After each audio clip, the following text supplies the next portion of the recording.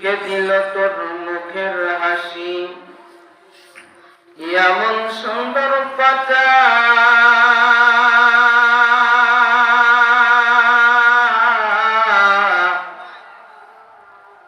কেমন করে বুঝতে পারিস আপন জনের ব্যথা।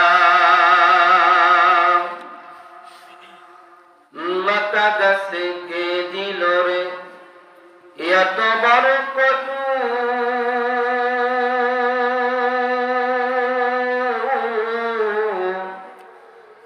কারা দেশে মৌমাছিরা মৌসাকে দেয় মধু। মাঝে কে দিল রে মিষ্টি মধুর রস, পাখির কণ্ঠে কে দিল রে মিষ্টি মধুর গান। হিসাব করে দেখিয়ে সব আমার আল্লাহ তাআলার দান। কালেমা লা ইলাহা ইল্লাল্লাহ, লা ইলাহা ইল্লাল্লাহ, লা ইলাহা ইল্লাল্লাহ, লা ইলাহা ইল্লাল্লাহ, লা ইলাহা ইল্লাল্লাহ, লা ইলাহা ইল্লাল্লাহ, লা ইলাহা ইল্লাল্লাহ, লা ইলাহা ইল্লাল্লাহ, লা ইলাহা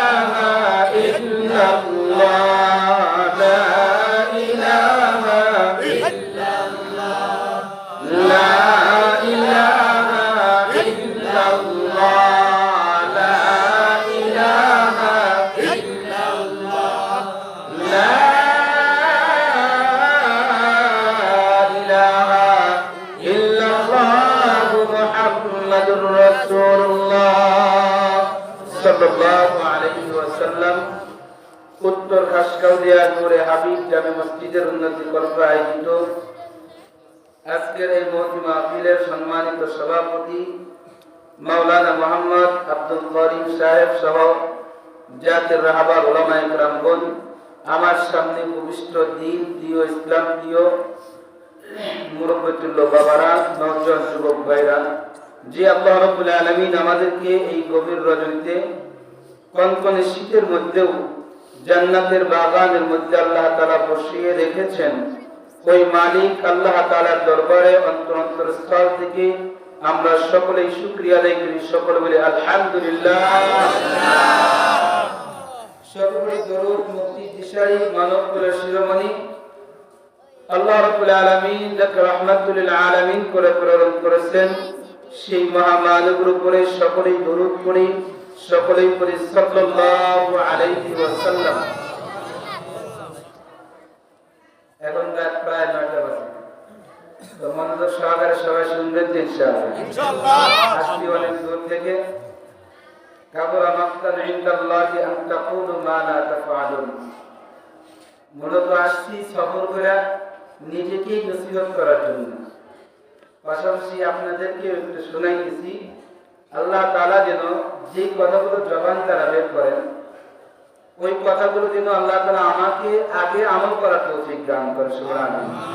এরপর আপনারা এখানে যারা আছেন আমলের নিয়ত ইনশাআল্লাহ শুনবেন তো সবাই? ইনশাআল্লাহ। সবাই শুনবেন তো ইনশাআল্লাহ?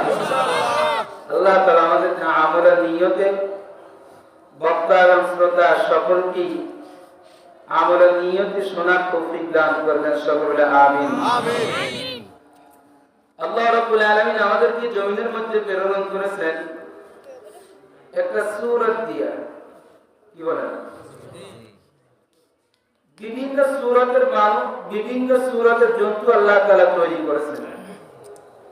কারো সূরত, কারো মূর্তিতে আল্লাহ তাআলা বাঘের আকৃতি দিয়েছেন, তার নামটা রাখছেন বাঘ। কুকুর, শুকর, বিভিন্ন প্রাণী আছে। এর মধ্যে আল্লাহ তাআলা আমাকে আপনাকে আল্লাহ তাআলা একটা আকৃতি দিয়েছেন, আকৃতি দিয়ে এর নাম রাখছে ইনসান। এর নাম রাখছে কি ভাই? ইনসান। ইনসান অর্থ মানুষ। এই মানুষটা প্রকৃত মানুষ হওয়ার জন্যই আল্লাহ তাআলা যুগে যুগে নবী রাসূল প্রেরণ করেছেন। নবীরা দুনিয়া থেকে চলে গেছেন। আল উলামা ওয়ারাসাতুল আম্বিয়া, আম্বিয়াগণকে আল্লাহ রাসূল সাল্লাল্লাহু আলাইহি ওয়াসাল্লাম ওয়ারিস হিসেবে কিয়ামত পর্যন্ত দায়িত্ব দিয়ে গেছে যে মানুষের কাছে দ্বীনের কথা বলবে। এই বডিটাকে মানুষ বানানোর জন্যই আজকের এই যে আমরা এখানে বসছি শীতের মধ্যে, এখানে বসলে সারাদিন বসে থাকলে বা সারা রাত যদি এখানে বসে থেকে আমাকে আপনাকে কেউ 500 টাকা দিবে? কি বলেন, কেউ দিবে? কেউ 500 টাকা দিবে না। বরং এই যে মাহফিল, প্যান্ডেল, মাইক, দূর থেকে ওলামায়ে কেরাম যারা আসতেছেন তাদেরকে আমরা কম বেশি তাদেরকে হাজিয়ে দিতেছি এবং এই প্যান্ডেলে যা খরচ হইতেছে এগুলো আমাদের গাছ থেকে কি করতেছি, বহন করতেছি।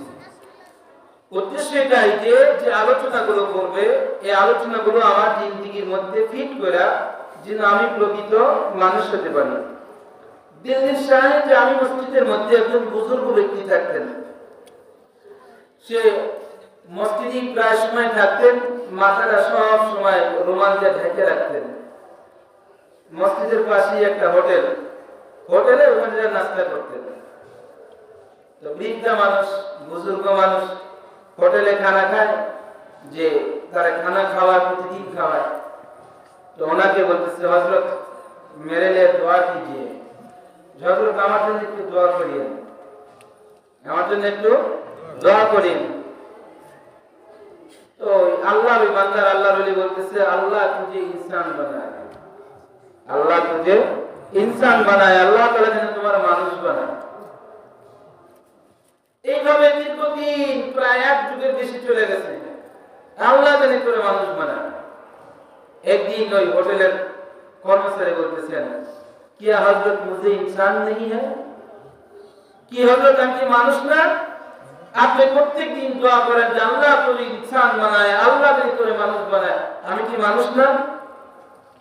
আল্লাহর ওই রুমালটা নিয়ে একেবারে গালে পায়ে মাথার উপর দিয়ে দিছে, হাতের লাঠিটা ওর হাতের মধ্যে দিয়ে দিছে, দিয়া বলছে যাও বাজারে ঘুরে এসো। এইবার বাজারে যাওয়ার পরে দোকানদার বিভিন্ন মানুষদেরকে লাঠি দ্বারা পিটান শুরু করে দিচ্ছে। যেই পিটান শুরু করছে পিছন থেকে আল্লাহর ওলি রুমালটা টান দিচ্ছে, হাত থেকে লাঠিটা তাড়াতাড়ি নিয়ে নিছে। আল্লাহর ওলি বলতেছে, কি ব্যাপার, মানুষ পিটাও কেন, মানুষ পিটাও কেন? বলতেছে, আল্লাহর কসম, আল্লাহর ওলি একজন মানুষকেও আমি আঘাত করি নাই। আমি বাঘের গায়ে আঘাত করেছি, সাপের গায়ে, কুকুরের গায়ে, বিভিন্ন হিংস্র প্রাণী আমি পুরো বাজারের মধ্যে দেখলাম, একজন মানুষকেও আমি দেখতে পারিনি। এই জন্য আমি তাদেরকে পিটাইছি। আজকের এই মাহফিলের উদ্দেশ্য আমারটাই হওয়া চাই যেন আমার আপনার দিনটা যেন আল্লাহ তাআলা পরিবর্তন করে দেন এবং আল্লাহ তাআলা যেন আমলের নিয়তের জন্য শোনার তৌফিক দান করে দেন এবং মানুষ হয়ে যেন কবরে আল্লাহ তাআলা যাওয়ার তৌফিক দান করেন। সকলে আমিন। আল্লাহ রাব্বুল আলামিন সূরা তাহারের মধ্যে বলতেছেন, আল্লাহ তাআলা আল ইনসানি হিনু মিনাত তাহরি লাম ইয়াকুন শাইআম মাযকুরা। هل أتى على الإنسان حين من الدهر لم يكن شيئا مذكورا। আল্লাহ রাব্বুল আলামিন আমাকে আপনাকে আল্লাহ তাআলা ডাক দিয়া বলতেছেন, এই জমিনের মানুষ, তোমার কিন্তু এক সময় কোনো অস্তিত্ব ছিল না। জমিনের মধ্যে তোমার কোন নাম, যশ আর খ্যাতি কোনো সময় ছিল না। এক সময় তোমার কোনো অস্তিত্ব ছিল না। এক সময় আমার আপনার বাবারও কোনো জমিনের মধ্যে অস্তিত্ব ছিল না। বড় লোকের কোনো অস্তিত্ব ছিল না। যে ফকির তার কোনো অস্তিত্ব ছিল না। নাকি আমি আপনি একেবারে দুনিয়া সংলগ্ন থেকে পৃথিবীতে আসি? কি বলেন, আসি? আমি আপনি ক্ষণিকের জন্য আসি, আবার হয়তো 50 বছর 100 বছর পর আমাকে আপনাকে কেউ চিনবে না। আল্লাহ রাব্বুল আলামিন বলেন, হাল আতা আলাল ইনসানি হিনুম মিনাত দাহরি লাম ইয়াকুন শাইআম মাযকুরা।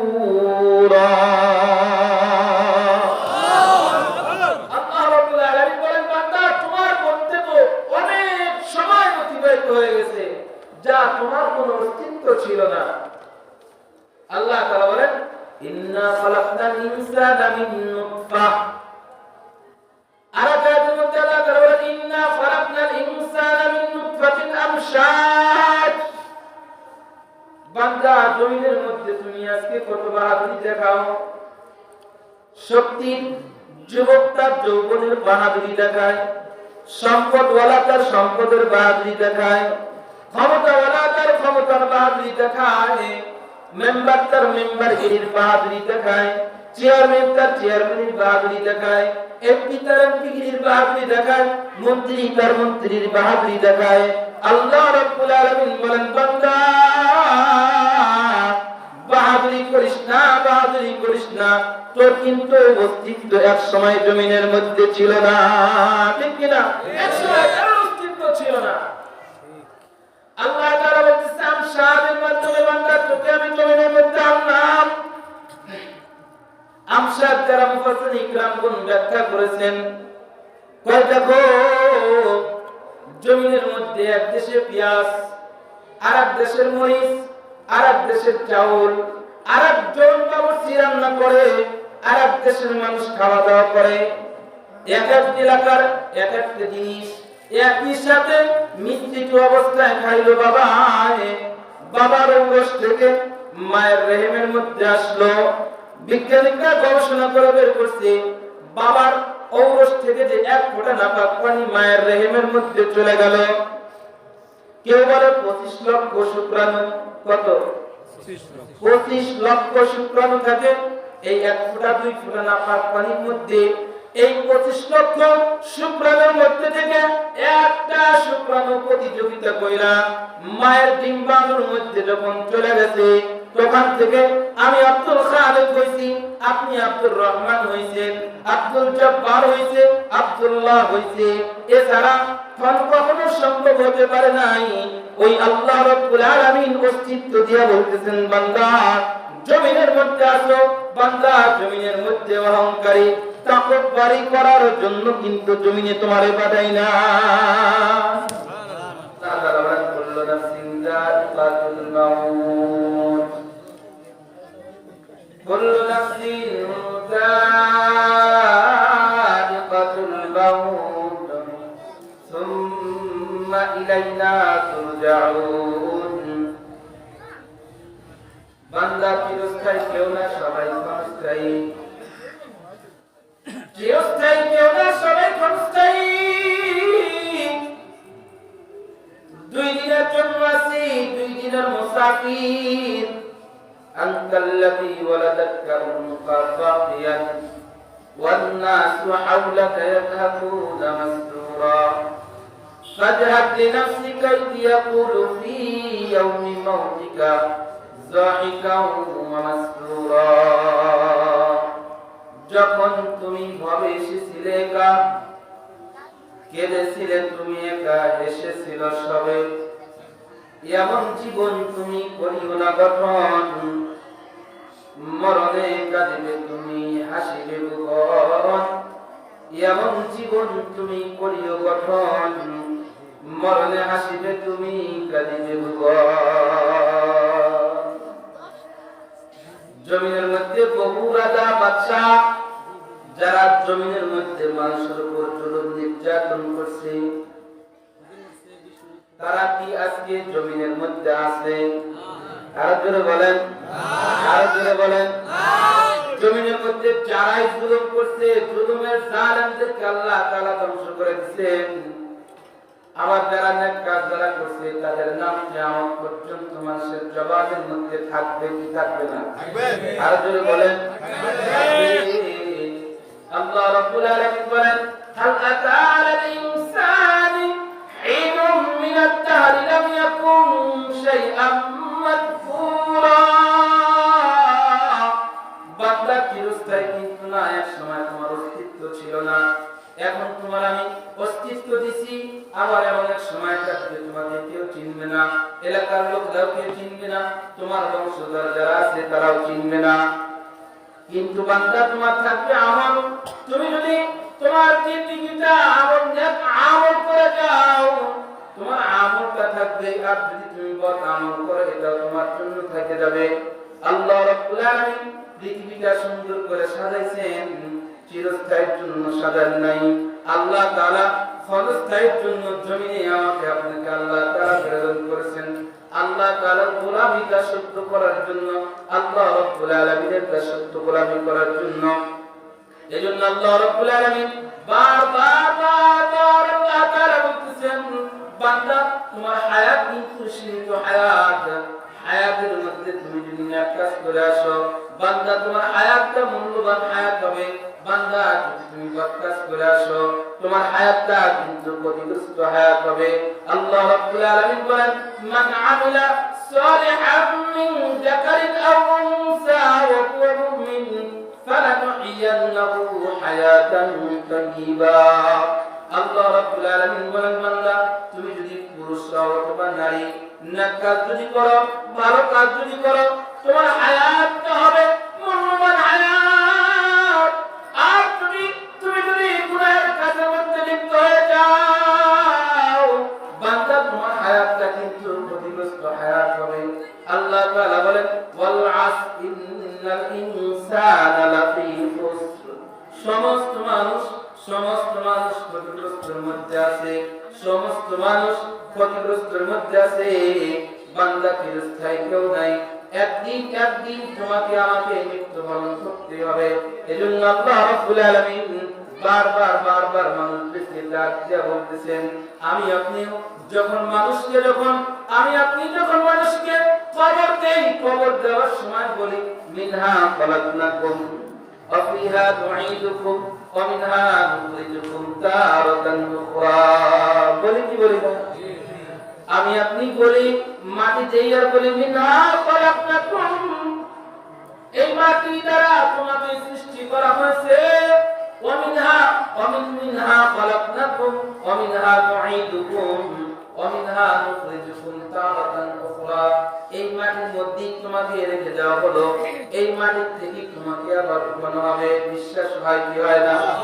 আরে জোর বলেন, হয় কি হয় না? আল্লাহ রাব্বুল আলামিন বলেন, হাসরের ময়দানে বান্দা কিন্তু উঠতে হবে, ওই দিন কিন্তু আমার কাছে জবাবদিহি করতে হবে। তোমার হায়াত তুমি কোন কাজে ব্যয় করছো, তোমার হায়াতটা তুমি কোন রাস্তার উপর তুমি চলেছো, বান্দা হিসাব দিয়া তারপরে তোমার ফয়সালা হবে। আল্লাহ রাব্বুল আলামিন দুনিয়াটা সাজাইছেন, এত সুন্দর করে দুনিয়াটা সাজাইছেন। আল্লাহ তাআলা বলেন, বান্দা ক্ষণিকের জন্য বান্দা সাজায় দিলাম, ক্ষণিকের জন্য যদি দুনিয়াটা এত সুন্দর করে সাজাইতে পারি, তাইলে বান্দা চিরস্থায়ী জান্নাতে আমি বান্দা তোমার জন্য কত সুন্দর করে সাজায় রাখছি। সুবহানাল্লাহ, কত সুন্দর করে বান্দা তোমার জন্য আমি সাজায় রাখছি।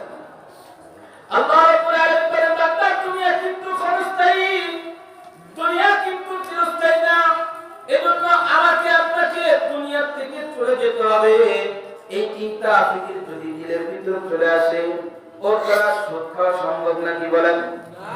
ঘুষ খাওয়া, অন্যের উপর জুলুম অত্যাচার করা, অন্যের মাল আত্মসাৎ করে খাওয়া, না, দিলের ভিতর যদি মৃত্যুর ভয় চলে আসে, হযরত খাদিজাতুল কুবরা রাদিয়াল্লাহু তাআলা আনহা আল্লাহ রাসূল সাল্লাল্লাহু আলাইহি ওয়াসাল্লাম কি বলতেছেন, ও পয়গম্বর, দিলের মধ্যে বড় ভয় লাগে যে আমি কবরের মধ্যে একা একা কেমনে থাকবো, মৃত্যুর যন্ত্রণাটা কেমনে সহ্য করবো, মৃত্যুটা কেমনে হবে, আমার মৃত্যুটা কেমনে হবে, মৃত্যুর সহ্যটা, মৃত্যুর যন্ত্রণাটা আমি কেমনে সহ্য করবো।